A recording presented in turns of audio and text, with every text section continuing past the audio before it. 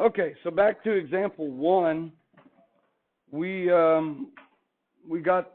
talked about the problem, right? The tangent line problem is again what? What was the problem? You need 2 points to find the slope of the line, and we only have a single point on the graph, the point 1, 2. Okay, so this is also, by the way, the same thing that Galileo was trying to work on from the Newtonian perspective years prior to this, where he was rolling those balls famously down the inclined planes. He was trying to determine their instantaneous velocity. And so he was doing that by making the time intervals shorter and shorter, and finding average velocities over small intervals can kind of approximate instantaneous velocities. And that's kind of the idea that we're going to do here. We are going to approximate several times the slope of this tangent line by choosing that other point that the algebra of the day requires us to do. So when I pick another point, and on part A here, I'll choose the point 1.5, f of 1.5. So I'll go ahead and draw that first, and I'll show you how we're going to use the calculator. So 1.5, that's where the vertex is. Here's f of 1.5. So if I now connect those two dots, let's see if I can do the snap feature right there. Something that cuts through a graph in two places is not a tangent line, but rather a secant line. Yeah, that's a secant line. And the slope of a secant line is more like from algebra, it's the average rate of change between those 2 points. A secant line slope, I should say, is the average rate of change, I'll call that ROC, between the 2 points. Whereas a tangent line is going to be the instantaneous rate of change at that point. And so that's kind of the Newtonian perspective. So now I have my other point. I have my point 1.5, f of 1.5. Now just looking at it, is the slope of the green line a pretty decent approximation for the slope of the blue line? Yeah, not bad, right? They're both positive. I know the slope of the blue line is a little bit greater than the slope of the green line, but I can at least calculate the slope of the green line. So here's what we're going to do to make quick work of this. Go to your calculator and go to y equals, and let's go ahead and type in the equation that we're looking at, 3x minus x squared. All right, now we're not going to graph it. We're not quite interested in that. We have the pretty picture on in front of us. We're going to go to the home screen. So second mode or quit, go back to the home screen. We're going to find the slope of the secant line. So let's go ahead and set up our quotient first on our iPad paper, and then we'll go to the calculator. And that's typically what you want to do.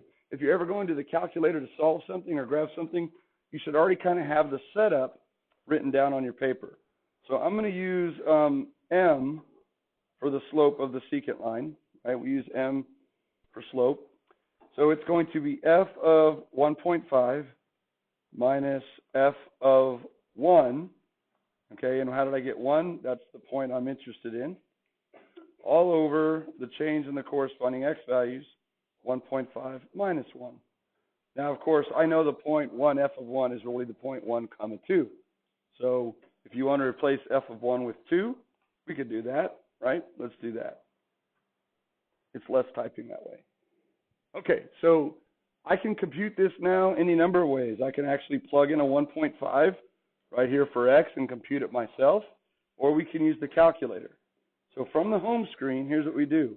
Alpha y equals, get you to your fraction toolbar, and you want to select the first one, n over d.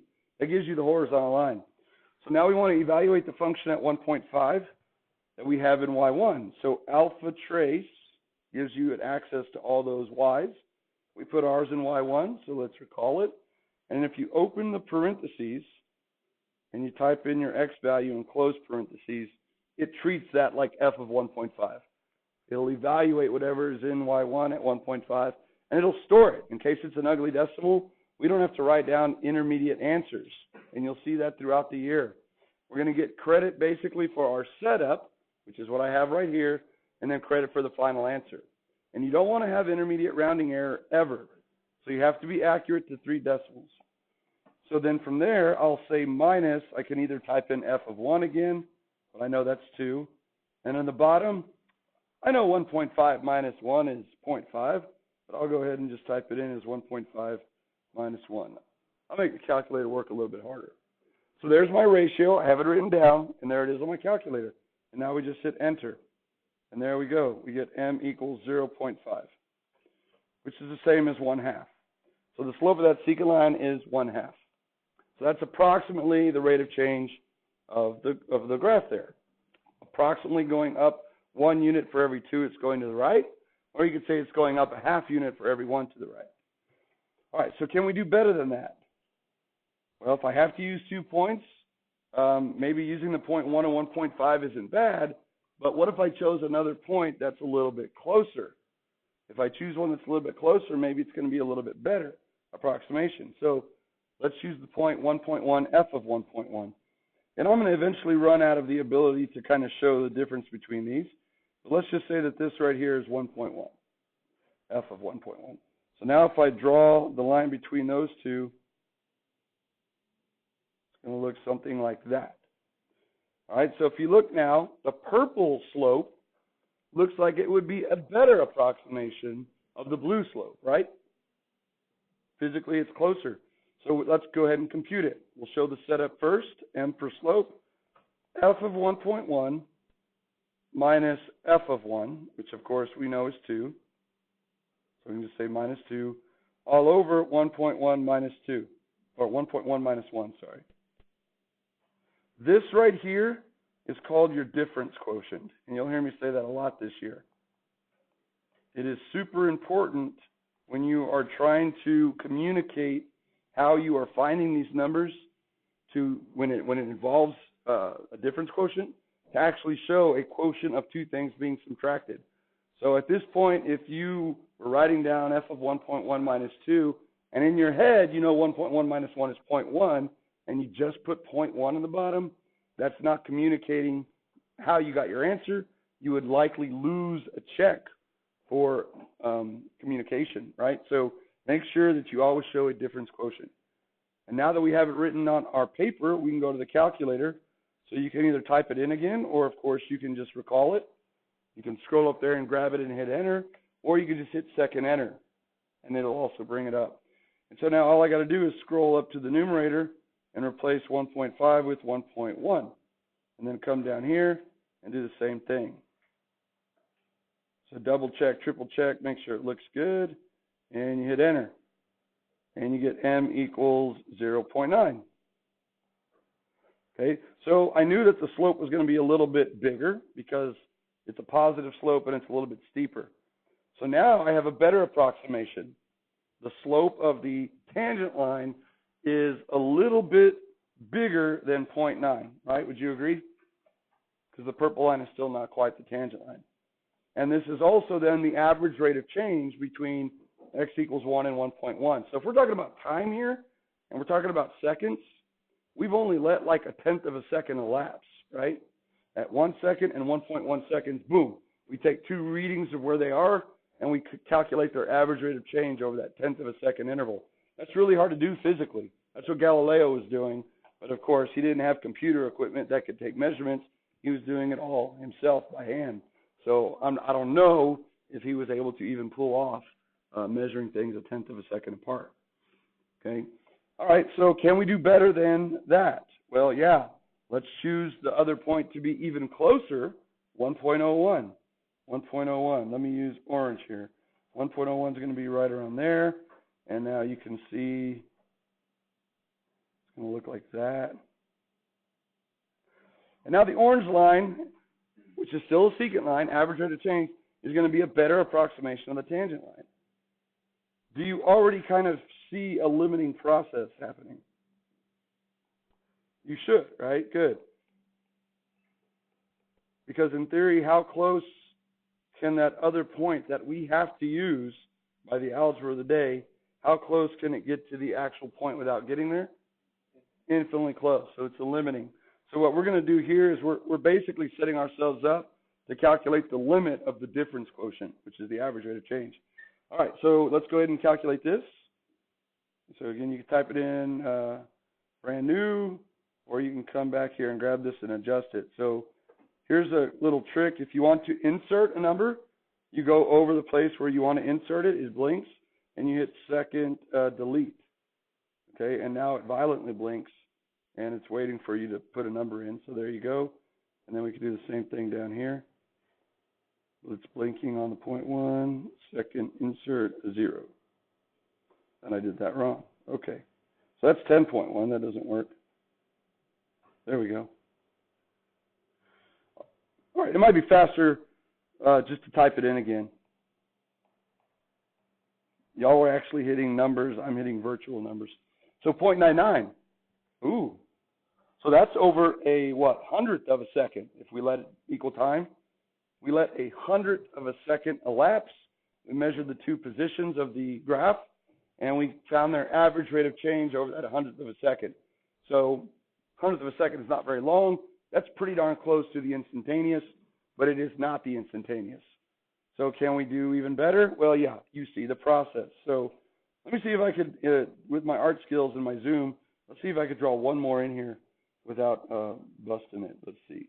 Closer would be right there, and then it would come in underneath here, go up there. There we go. That's not bad. Look at that. So that pink line is still an average rate of change, but notice it is super duper close to the tangent line. So let's go ahead and compute this. Maybe you've already done it, but make sure you show your setup first. You get m equals FO, 1.001, minus 2 all over 1.001 minus 1. And has someone already done that? So I don't have to. 0.999. Okay, thank you. Good. It's nice having the calculator on the iPad, but it's still a little bit tedious. It doesn't register all the numbers all the time.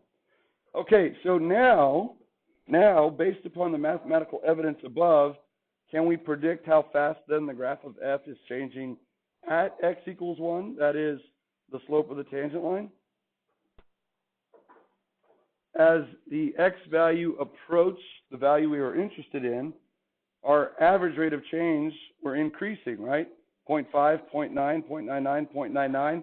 Can you see the writing on the wall? Yeah. It looks like it's approaching what? 1. Good.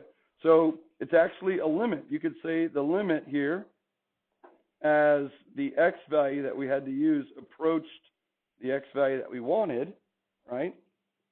The tangent line at 1, of f of x minus f of 1 all over x minus 1. The limit of that difference quotient became 1. Okay? So it is a limiting process. So right now we've been taking limits of functions. Right now we're taking a limit of a difference quotient that we constructed using functions, okay? And that's pretty cool because that kind of circumvents the problem. We can sneak up on it essentially to find the slope of the tangent line. So as good as that is, what if I wanted to figure out now how fast the graph was changing somewhere else, like at 2.5? I'd kind of have to do all of this again, right? But this is a pretty big breakthrough as far as a first step. But can we then start making it a little bit more abstract and generalizing the procedure? The answer is yeah. Okay, so here's what we're going to do now. Same function, example 2, same function. We want to find the average rate of change now between the points 1f of 1, which we know is the point 1 comma 2, and get this, the point 1 plus h, f of 1 plus h, where we are defining h to be the distance between the two x values. All right? Find the average rate of change. So let me sketch it down here. Here's what we're doing. I'll redraw it down here so we don't have to go back up there. Boom. Here was x equals 3. Here was x equals 0. And we were looking for the slope of the tangent line at 1. So what I'm doing then is I'm saying, okay, I know I have to use a second point. Instead of defining it to be something specific, like 1.5 or 1.1, I'm just going to, let me drop this down here. I'm going to define the distance between the point I'm interested in and the other point that I have to use. I'm going to call it h. Okay? So if 1 is the point I'm interested in, I'm going to use a point that's h units away. It's going to be x equals 1 plus h. See that? Now, h is really just a fancy single letter that represents the change in x, right? Delta x is what we normally use to measure the distance between two x values. But delta x is a cumbersome variable. It's like two variables that act as one. So we use h, all right? And so this, of course, is the point f of 1, which we know is 2. And this right here is going to be f of 1 plus h. And all I have to do then is set up my difference quotient to find the slope of the secant line connecting them. All right, so let's go ahead and do that. I'll do it right here. So m for slope, it's going to be the change in the y values. So that's f of 1 plus h minus f of 1 all over 1 plus h minus 1. Everyone see that? Just the change in the y values right here over the change in the corresponding x values. That's the secant line slope. That's the average rate of change. That's your difference quotient. Well, let's simplify that. I'm going to leave the numerator the same, f of 1 plus h minus f of 1. And then in the bottom, what is 1 plus h minus 1? It's h, okay? So again, what we have here is really the difference quotient. In Algebra 1, you learned it to be delta y over delta x. That's still what it is. It's the change in y, or function values. And as I already said, h just represents a single variable instead of the delta x variable. Okay, so y'all might recognize this now from pre-cal, right? My favorite problem that appeared on the first two tests. It was essentially this. So let's go ahead and plug in now, as you would in pre-cal, f of 1 plus h. Well, our function is 3 input minus input squared. So to evaluate this piece here, I'm going to go ahead and say 3 input, I already forgot, minus input squared. Minus input squared. And of course, what are we going to drop in there in place of x? 1 plus h. So this is the part that some students struggled with. They were just used to plugging numbers in for x, not other functions. But hopefully we're past that. So that takes care of the first term in our numerator. And now I need to subtract f of 1. We know what f of 1 is, right? It's 2 all over h. So there's the setup. There's the setup. And now all we have to do, it says to simplify it. So we'll keep doing that.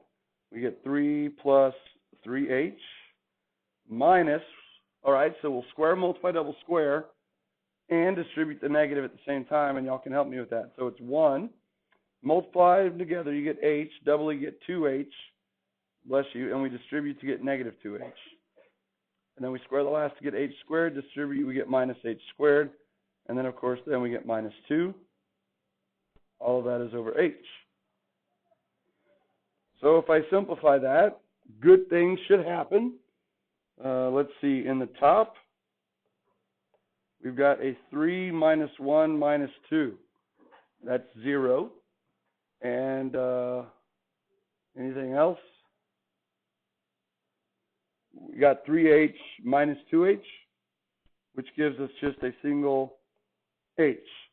So let's call that then, let's simplify, that's h minus h squared all over h. All right, so let's come to this new column here. It says to call that ratio a of h, so let's do that. The slope of the secant line is now going to be called a of h. A for average rate of change, and of h because it's going to be a function of h.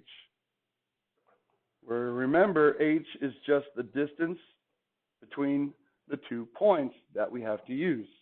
Now, what happens if you let h equal 0? What if you plug a 0 in for h to this expression? You get 0 minus 0 over 0, which is 0 over 0, right? So that's good. We can't let h equal 0 because if h was 0, how many points are we using? We're back to just using the 1, right? Because h is the distance between the 2 points. So you can see right there that it's not allowing us to do this. But from our experience with functions, we know that we can factor out an h, and that leaves us 1 minus h. We can let that be over h, and then we get that. So the slope of the secant line, which we're going to write as a function of h, is really just 1 minus h, comma, provided that h is not 0. Provided that h is not 0. Because again, if h is 0, we're back to the tangent line problem. But by cleverly doing it this way, we could now force these 2 points to approach each other. Now, the way I did it up here when I summarized is I just let my variable x that I had to use approach the x value that I wanted. Right? I just let that variable slide closer and closer to the one I wanted. But in this case, since it's a function of h, what would I need to do to h to let this red point slide closer to the green point? What would I need to do to h? Make it smaller and smaller, approaching what? 0. There's the idea of the limit, okay?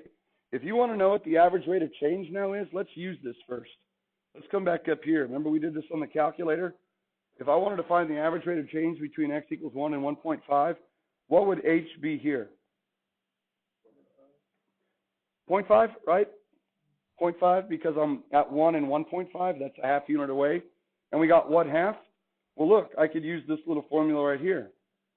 So a of 0.5 is just 1 minus 0.5, which is 0.5. Wow. I didn't need a calculator to do that. Let's do this one. What's the distance between x equals 1 and x equals 1.1? 0.1. I did that on the calculator because I didn't want to do 1.1 squared. That was, bother.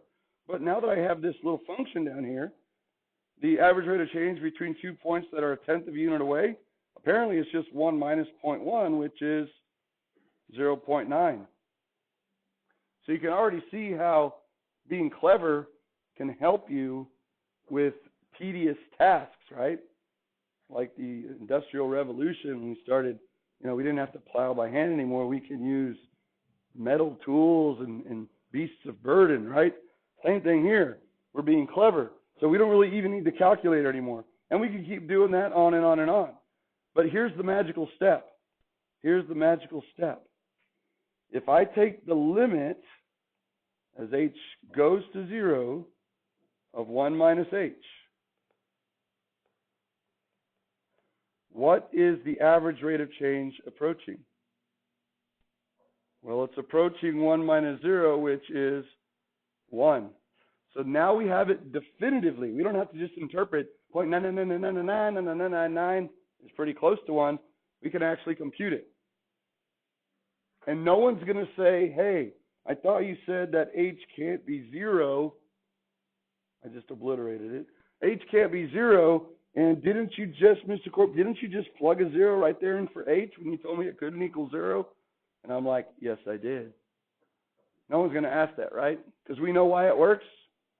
We just evaluated a whole section of limits in 1.4, where if we can get rid of the bad guy factor, the 0 over 0, we can use direct substitution to see what the y value was before the swiper or the point burglar took it away. So that's why we studied limits first. The derivative, as it's going to come to be known, is built on the idea of the limit. Okay? That's a magical step.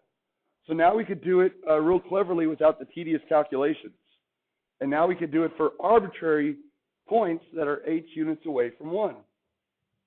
So that sure helps for this function if we're trying to find the slope at 1 or at other average rates of changes between 1 and them. But what if I, again, wanted to find the slope at 2.5? This little thing right here is not going to help me, is it? Because it's set up, this little tool, this little function right here, is only set up to find the average rate of change between x equals 1 and some other point. So here's the next step in the generalization, and we won't get a chance to finish it. Oh, what happens to the secant lines between those 2 points as it gets smaller and smaller? We'll just say this. The secant line approaches the tangent line. All right, so the next step in the evolution, oh, well, we already did that too. That's one. The next step in the evolution for this function is to say, okay, I'll tell you what I'm going to do. I've been using the point 1, comma 2, or 1, comma f of 1. What if I use instead x and f of x to represent a particular point? Okay, I treat it like an actual ordered pair, like 1, comma 2. And I go through the same setup right here, choosing the points that's h units away. H is really my variable, so I could treat x and f of x as a constant, and maybe the math won't even be aware that it's really a variable. And then at the end, when we evaluate it, as h goes to 0, I'll be left with a function of x on the back end, and then I could say, haha, math, it was a variable all along, and I can treat it like a variable on the back end. And now I can use that result at any point I want on that graph, not just at x equals 1. So that's what we're going to do tomorrow. We're going to find the average rate of change between x f of x and x plus h f of x plus h. So I hope you're fascinated by the evolution of this clever math we call calculus.